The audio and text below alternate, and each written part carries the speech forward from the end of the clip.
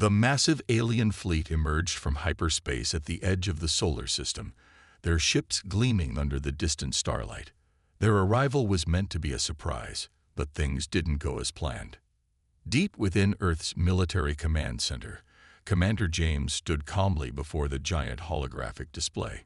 His weathered face showed no sign of concern as he watched hundreds of red dots appearing at the edge of their space. The aliens had finally arrived, just as Earth had expected. "Sir, the alien fleet has just appeared beyond Pluto's orbit," reported Lieutenant Tom from his monitoring station. "They're trying to mask their energy signatures, but our quantum sensors are picking up everything." James nodded, a slight smile forming on his face. "How long did it take our systems to detect them?" "We spotted them 3 days ago, when they were still in hyperspace, sir," replied Tom. "The new detection grid is working perfectly." This was the moment Earth had been preparing for during the past 50 years. While the rest of the galaxy thought humans were still struggling with basic spaceflight, Earth had secretly developed technology that would shock even the most advanced civilizations. The alien fleet started moving closer, clearly confident in their supposed technological superiority. Their ships were massive, each one nearly the size of a small city. The aliens had expected to find a primitive civilization, perhaps capable of reaching their own moon at best. Their outdated intelligence suggested Earth was still using chemical rockets and radio communications. How wrong they were. "Commander," called out Captain Mary from the communication station.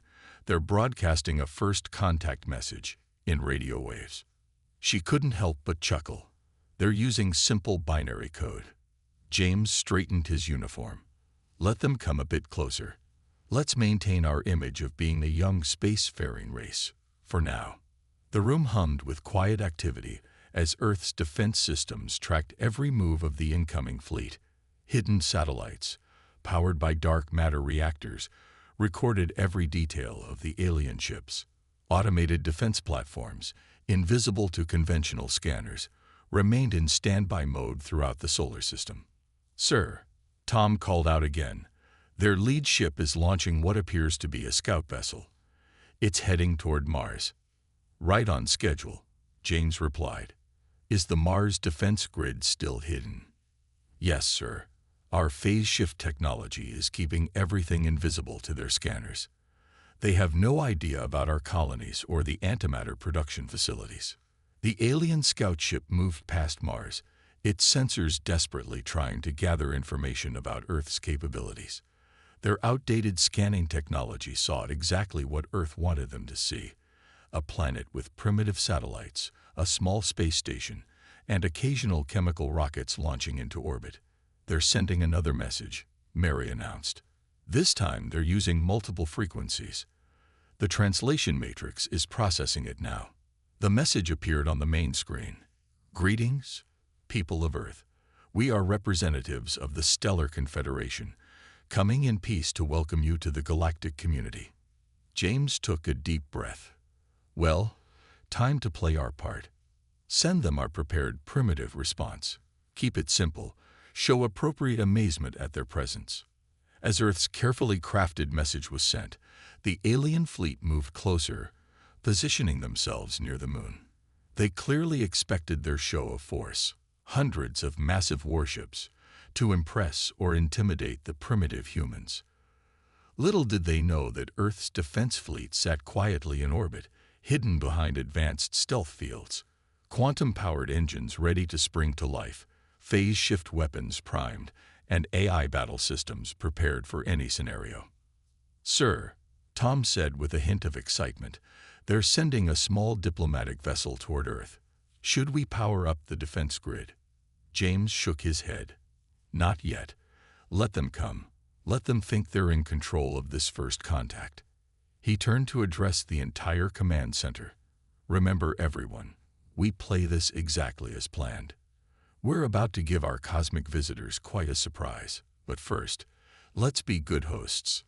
The alien diplomatic vessel descended toward Earth, completely unaware that they were being watched by technologies they thought impossible. As James watched the ship approach, He couldn't help but wonder how long it would take these visitors to realize that they weren't dealing with a primitive civilization, but rather one of the most advanced military powers in the galaxy. The first move in this cosmic chess game had been made, and Earth held all the winning pieces. The alien diplomatic ship landed at the International Spaceport in Geneva, its sleek purple hull reflecting the morning sunlight. Ambassador Robert, who had chosen this human name to appear friendly, stepped out expecting to see primitive welcoming ceremonies. Instead, he found himself staring at a state-of-the-art facility that shouldn't have been possible for such a young civilization.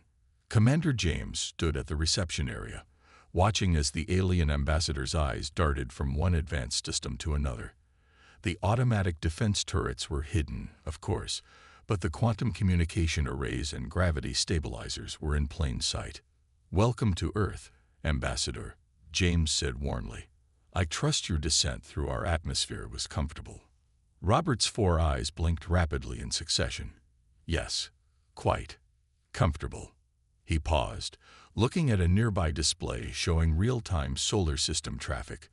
"This technology, our records indicate your species was still using liquid crystal displays."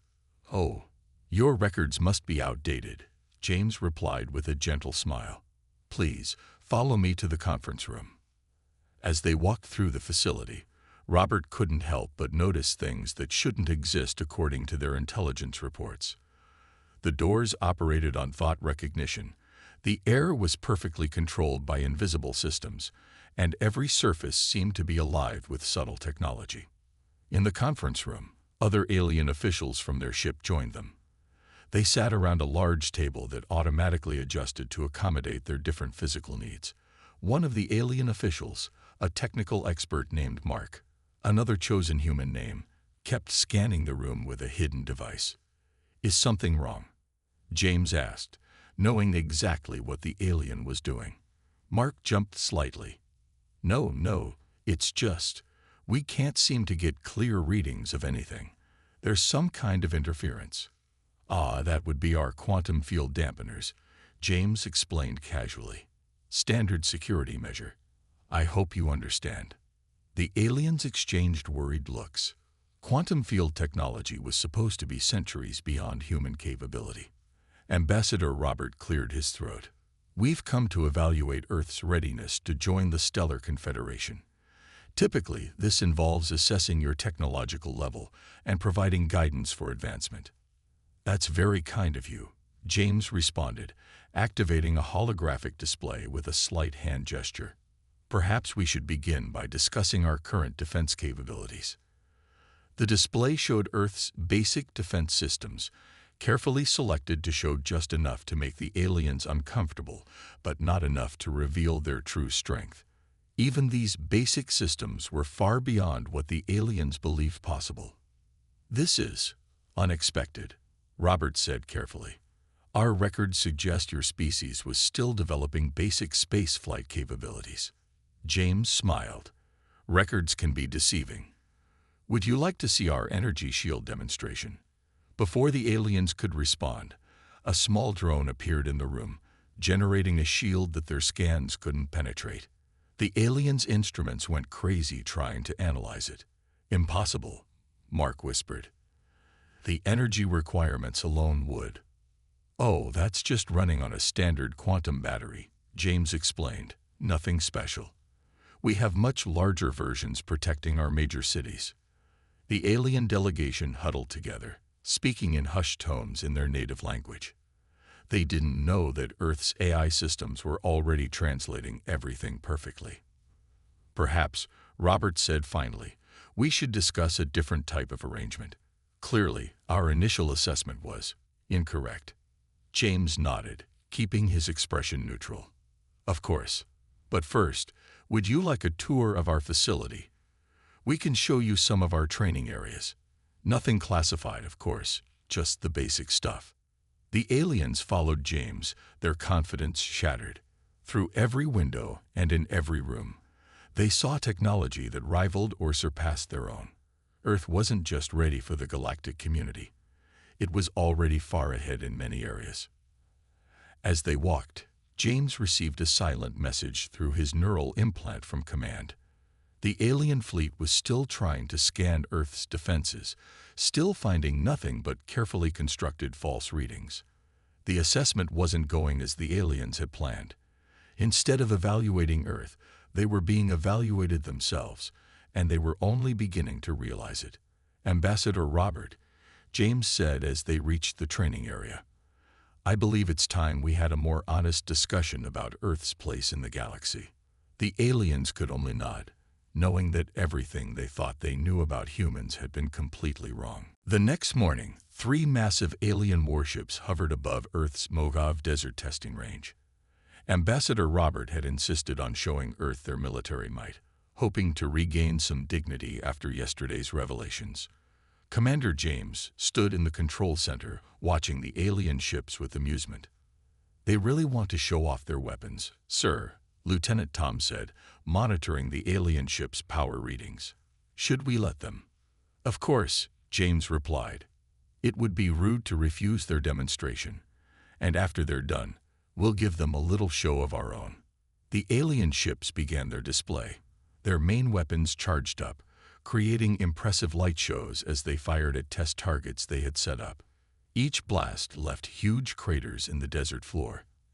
Ambassador Robert stood proudly next to James. "As you can see, Commander, our plasma cannons are highly advanced. A single ship can destroy a small city," Robert said, trying to sound impressive. James nodded politely. "Interesting. Would you like to see how our defense systems handle such weapons?" Before Robert could answer, James pressed a button. A small platform rose from the desert floor, no bigger than a car. The thin blue shield appeared around it. "Please, Ambassador, have your ships fire at full power at this target." Robert looked confused but gave the order. All 3 warships fired their main weapons simultaneously at the small target. The explosion was massive, kicking up sand and creating a thunderous boom. But when the dust settled, the small platform stood untouched, its shield gently humming. "How? That's not possible," Robert stammered. "Those were our strongest weapons." "Now," James said calmly, "would you like to see some of our ships?" He pressed another button. Suddenly, the air around them seemed to ripple. 5 human battleships appeared out of nowhere, their stealth systems deactivating. Each was smaller than the alien ships, but sleeker, more advanced. "These are just training vessels," James explained, "part of our junior fleet." The alien ambassador's 4 eyes widened in shock. Their scanners hadn't detected these ships at all, even though they had been there the whole time. "Captain Alice," James called over the comm system, "please demonstrate target practice protocol 3. The human ships moved with incredible speed. Small drones launched from their sides, creating a complex dance in the air. Each drone fired precise energy beams that passed straight through the alien shields, marking their ships with harmless but very visible paint spots. "Don't worry," James assured the panicking ambassador. "Those were just targeting systems. If they were real weapons—" He left the sentence unfinished. Robert's skin had turned a pale blue color, a sign of fear in his species. "Those drones, they went through our shields like they weren't even there." "Phase shift technology," James explained. "Pretty basic stuff for us. The drones calculate the exact frequency of your shields and simply pass through them." To demonstrate further, James ordered a single human ship to activate its main defense screen. The shield that appeared was nothing like the aliens had ever seen. It bent light around the ship, making it seem like a hole in space. "Would you like to test your weapons against our actual shields?" James offered politely. No, that won't be necessary," Robert replied quickly. "Commander, I must ask, why didn't our intelligence know about any of this?" James smiled. "Because we didn't want them to. Earth has been carefully managing its image for decades. We let your spy satellites see exactly what we wanted them to see." The demonstration continued for another hour. Each new human technology displayed was more impressive than the last. The alien ship's crews watched in stunned silence as human vessels performed maneuvers that should have been impossible, weapons that defied their understanding of physics, and defense systems that made their best weapons look primitive. Finally, James turned to the thoroughly humbled ambassador. Perhaps now would be a good time to discuss a more equal partnership between Earth and the Stellar Confederation. Robert could only nod. In just one morning, everything his civilization thought they knew about warfare had been proven outdated. The primitive humans hadn't just caught up to galactic standards, they had surpassed them long ago. As the alien ships retreated to a respectful distance, James received another message through his neural implant. The rest of Earth's fleet was ready to decloak if needed. But looking at the shaken ambassador, James knew that wouldn't be necessary. The message had been received loud and clear. Earth was not to be underestimated. Ambassador Robert and his technical advisor Mark sat in stunned silence as their shuttle approached Mars. What they saw defied everything they believed possible. The red planet's surface was dotted with massive human facilities, all of which had been completely invisible to their scans until now. "As you can see," Commander James said, gesturing to the view, "we've been quite busy out here." Huge antimatter production facilities stretched across the Martian valleys. Automated defense platforms floated in perfect formation around the planet. Mining operations extracted resources with incredible efficiency using gravity manipulation technology. "This is just one of our industrial centers," James continued. "We have similar facilities on several moons of Jupiter and Saturn." Mark checked his scanning device for the 100th time. "But how? Our long-range scans showed nothing but empty space and bare rock." "Quantum camouflage," James explained. "Everything important is hidden behind phase-shifted shields. We only revealed these facilities to you because it's time you understood Earth's true capabilities." The shuttle landed at the main Mars facility. Through the station's transparent walls, they could see massive shipyards where advanced vessels were under construction. Swarms of automated drones moved materials with precise coordination. "Those ships," Robert pointed with a trembling hand. "They're bigger than anything in our fleet." "Deep space explorers," James said casually. "We've already sent several beyond the galaxy. Would you like to know how long we've been watching your civilization?" The aliens turned to him in shock. 30 years, James revealed. "We've had stealth observation posts in your major systems for decades. We know everything about your technology, your military capabilities, your political structure." He led them to a control room where a massive holographic display showed thousands of tiny dots spread across a map of the galaxy. "Each of those points is an Earth observation post or hidden base," James explained. "We needed to understand the galaxy before revealing ourselves. Standard protocol." Mark stumbled slightly. "But that's impossible. The energy requirements alone." "Dark matter reactors," James interrupted. "We cracked that technology 20 years ago. Each base is self-sufficient, capable of running for centuries without support." The display zoomed in to show one of Earth's hidden drone swarms, each drone smaller than a car but packed with advanced technology. "These swarms are everywhere," James continued. "They can deploy through FTL jumps in seconds. If any civilization had attacked Earth, they would have found themselves surrounded instantly."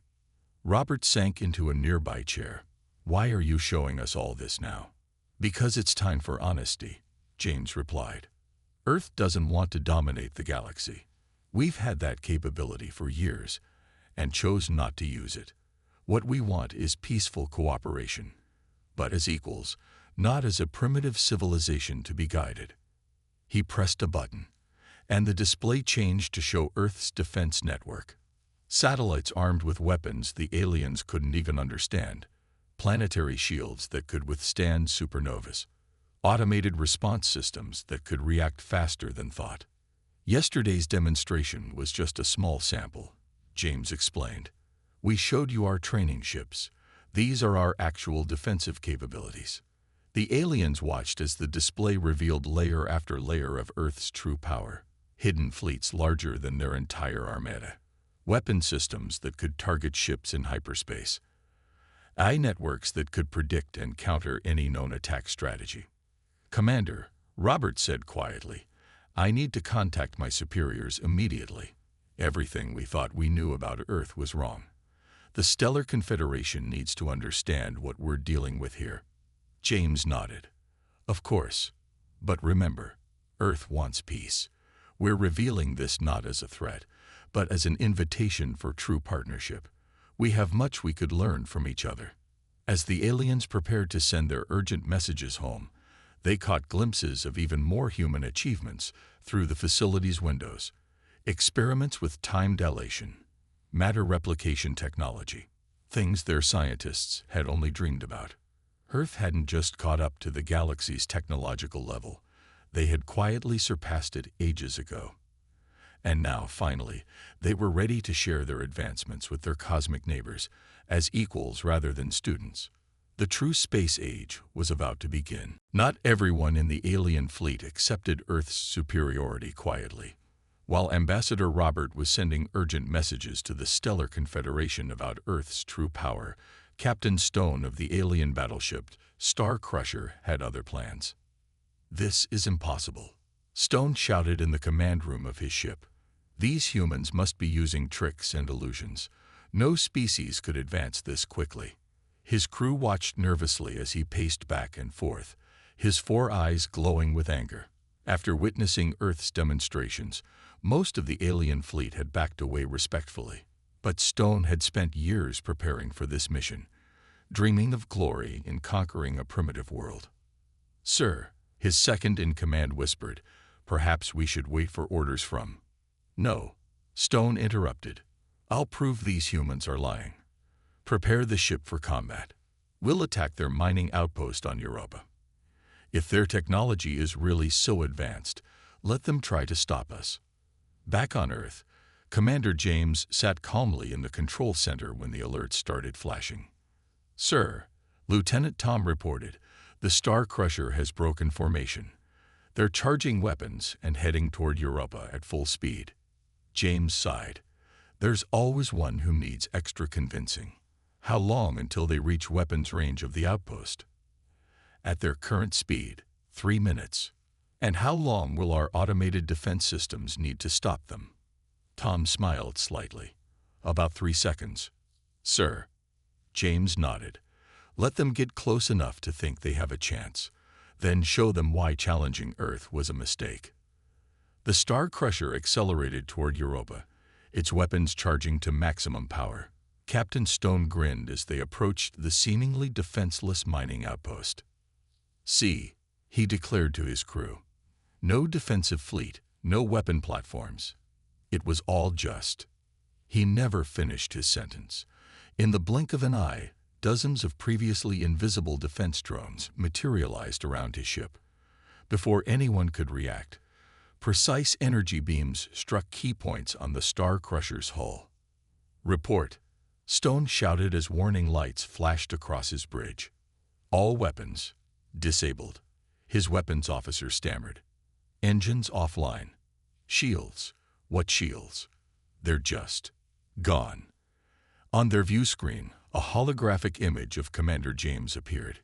"Captain Stone, was this really necessary?" Stone's face turned dark blue with rage and embarrassment. How did you?" "Our AI defense network detected your intentions before you even gave the orders," James explained calmly. "We could have stopped you the moment you started moving, but we wanted to demonstrate why attacking Earth or its facilities is a bad idea." Around the Star Crusher, more human ships appeared, emerging from their stealth fields. Each one was smaller than the alien vessel, but armed with technology that made the Star Crusher look like an ancient relic.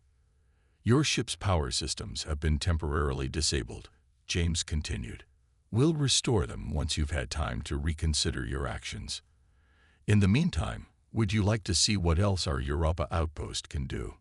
The surface of Europa seemed to shimmer, and suddenly massive defense platforms rose from beneath the ice. Weapon systems that could vaporize entire fleets emerged from hidden bunkers. The small mining outpost revealed itself to be a heavily fortified military base. "This is just one outpost," James reminded him. a minor facility by our standards. Imagine what our major military bases can do." Captain Stone slumped in his command chair, all thoughts of glory gone. His mighty Star Crusher, pride of the alien fleet, had been disabled in seconds by automated drones he couldn't even detect. I understand now," Stone said quietly. "We surrender." James nodded. "Good choice. Ambassador Robert is already updating your leaders about Earth's capabilities. I suggest you join the rest of your fleet in peaceful observation. There's much our civilizations could learn from each other, but only if we move forward as equals." As power returned to the Star Crusher, Stone ordered his ship to retreat. The human ships vanished again, becoming invisible, but everyone knew they were still watching, ready to respond to any threat in microseconds. The message was clear. Earth wasn't just advanced. It was untouchable. The grand meeting hall of the Stellar Confederation's flagship buzzed with nervous energy. 50 of the highest-ranking alien leaders had arrived through emergency faster-than-light travel after receiving Ambassador Robert's reports about Earth's true capabilities. Commander James stood calmly at the center of the hall, surrounded by alien officials who couldn't stop staring at his simple uniform. They had expected primitive humans in awe of their advanced civilization. Instead, they found themselves struggling to understand how humanity had surpassed them all. "Let me understand this correctly," spoke High Leader Ben, who had chosen this name for the meeting. "Your species deliberately stayed isolated. You had the power to join the galactic community years ago." James nodded. "We needed time to develop in our own way, without outside influence. Your civilizations have been watching Earth for centuries, thinking we couldn't detect your observation posts." A murmur ran through the crowd. Their most secret surveillance operations had been known all along. "But we found something interesting during our own secret observations," James continued. He activated a small device on his wrist, and a holographic map filled the hall. "These are your colony worlds, your trade routes, your military bases, and these, bright dots appeared everywhere, are Earth's diplomatic outposts. We've been in your civilizations for decades, living among you, learning." The alien leaders stared in shock at the hundreds of dots scattered across their territories. Human observers had been everywhere, completely undetected. "Why reveal yourselves now?" asked Tech Master Alex, his scientific curiosity obvious in his voice. James smiled. "Because humanity has reached a decision. Isolation served its purpose. We developed our technology, our culture, our understanding of the universe in our own way. But now it's time for something more." He pressed another button, and new images appeared. Massive research stations hidden in distant galaxies, scientific discoveries that the aliens had thought impossible, medical advances that could revolutionize life throughout the cosmos. "We don't want to rule or dominate," James explained. "Earth chose peace long ago. What we want is true cooperation. Your civilizations have amazing achievements, cultural treasures, and knowledge we admire. We've learned much by watching, but imagine what we could all achieve by working together." High Leader Ben stepped forward. "But after keeping such secrets, after developing such powerful military technology, how can we trust Earth's peaceful intentions?" "Because we could have conquered the galaxy already if we wanted to," James replied simply. "Instead, we protected it. Those hidden outposts. They've stopped 17 different species from launching wars of conquest. We've prevented 3 genocide attempts and stabilized countless potential conflicts, all without anyone knowing we were there." The evidence appeared in the hologram, detailed records of Earth's secret peacekeeping missions across the galaxy. The alien leaders watched in amazement as they realized how many disasters had been quietly prevented by human intervention. "Your civilizations taught us something valuable," James continued. "We watched you grow, cooperate, trade, and help each other. It showed us that despite our technological advancement, there's still so much to learn about unity and community among the stars." Understanding began to dawn on the alien leaders' faces. Earth hadn't hidden its power out of fear or aggression, but to develop a unique perspective on galactic civilization. So, James concluded, we're not here to intimidate or threaten. We're here to offer partnership. Earth's technology, combined with your experience in galactic cooperation, could start a new age of peace and discovery. High Leader Ben stepped forward again, but this time with respect rather than suspicion in his eyes. Commander James, I believe the Stellar Confederation needs to revise its assessment of Earth, not as a primitive world to be guided, but as an advanced civilization that chose wisdom over dominance. Around the hall, other leaders nodded in agreement. The humans had proven themselves not just technologically superior, but morally advanced as well. Perhaps, Ben continued, it's time for us to learn from Earth, even as Earth learns from us. James smiled. Finally, the true understanding they had hoped for was beginning to take shape. The path forward would be one of mutual respect and shared knowledge, exactly as Earth had planned all along. The galaxy would never be the same, and that was a good thing. 1 month after Earth's revelation of its true power, the solar system had become the busiest hub of galactic activity. Ships from hundreds of alien civilizations filled Earth's orbit, but this time they came not as observers or evaluators, but as eager partners. Commander James stood on the observation deck of Earth's new Galactic Cooperation Center, watching as vessels of all shapes and sizes docked at the massive space station. Beside him, Ambassador Robert could hardly contain his excitement. I never imagined we'd see anything like this, Robert said, his 4 eyes wide with wonder. The entire galaxy wants to work with Earth now. James nodded. That was always the plan. Not to dominate, but to unite. Below them, in the station's main hangar, the first joint human-alien military exercise was about to begin. Earth had agreed to share some of its defensive technology, starting with the basics of quantum shielding and stealth systems. Commander, Lieutenant Tom called through the communication system. The training fleet is ready. 20 ships floated in perfect formation, 10 from Earth's basic fleet and 10 from various alien civilizations. Each alien ship had been fitted with simplified versions of human technology, creating a bridge between their different technological levels. Begin exercise pattern Alpha, James ordered. The ships moved in synchronized patterns, human vessels leading their alien counterparts through complex maneuvers. Earth's AI training systems adjusted in real time to help the alien crews understand and adapt to the new technology. Remarkable, said Tech Master Alex, who had joined them on the observation deck. Your ships are actually teaching ours. The AI interfaces are unlike anything we've ever seen. James smiled. That's just the beginning. Wait until you see what we can achieve together. The display screen showed various projects already underway across the solar system. On Mars, human scientists worked with alien engineers to develop new forms of faster-than-light travel. The Jupiter stations hosted joint research into dark matter manipulation. Saturn's rings now contained massive shipyards where human and alien designs merged into new classes of vessels. Even Pluto had become a hub for testing experimental defense systems that combined technologies from a dozen different civilizations. The Stellar Confederation's databases have been completely updated, Robert reported proudly.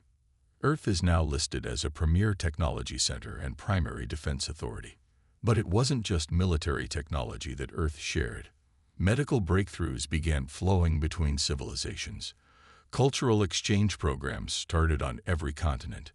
Earth's universities opened their doors to students from across the galaxy. Look, James pointed to a new arrival. Here comes the first joint exploration mission.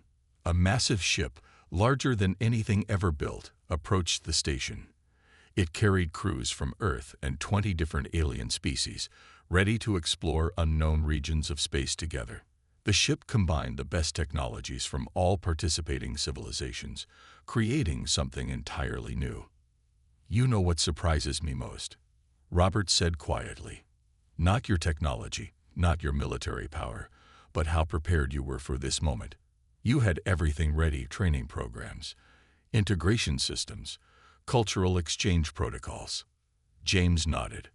Earth spent decades not just developing technology, but planning for peaceful cooperation. We wanted to be ready to help create something greater than any single civilization could achieve alone.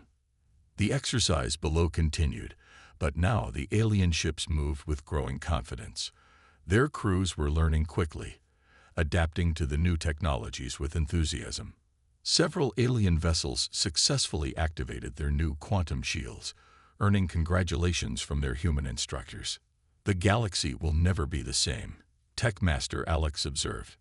"That's true," James agreed. "But change can be good. Look there."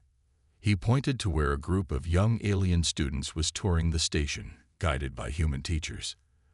"That's our real achievement. Not the technology, but the trust and cooperation we're building." As the day ended, ships from a dozen more civilizations entered the solar system, each bringing new ideas and eagerly seeking partnership with Earth. The age of isolation was over. Humanity had revealed its strength not to dominate, but to help create a more united and peaceful galaxy. "So," Robert asked with a smile, "what amazing technology is Earth still keeping secret?" James laughed. "That's for the next chapter of galactic history. After all, we all need something to look forward to." Above them, the stars seemed to shine brighter, as if celebrating the dawn of a new era in cosmic civilization. Earth had done more than prove its power. It had shown the galaxy a better way forward.